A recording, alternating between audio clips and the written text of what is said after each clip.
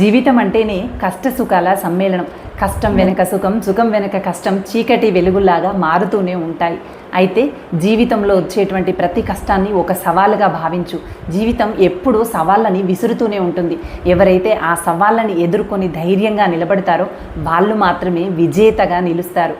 అందుకని జీవితం విసిరేటువంటి సవాళ్ళకి భయపడి ఎక్కడా తలొగ్గకు, ధైర్యంగా ముందడుగు వేయి.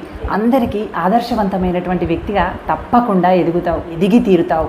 చనిపోయాక నరకం ఉంటుందో లేదో తెలియదు, కానీ మనకు బాగా ఇష్టమైనటువంటి వ్యక్తులు, ప్రాణం కన్నా ఎక్కువగా ప్రేమించినటువంటి వ్యక్తులు మన నుండి దూరమైతే చాలు, నరకం ఎలా ఉంటుందో బ్రతికుండగానే అనుభవిస్తాం. అలాంటి వ్యక్తులను దూరం చేసుకున్నటువంటి వాళ్ళకి మాత్రమే ఆ బాధ తెలుస్తుంది. మరి మీరేమంటారు? ఈ జీవితం నీది. ఎవ్వరు నీతో వచ్చినా రాకున్నా నీ పని నువ్వు చేసుకుంటూ మాత్రమే ముందడుగు వేయి.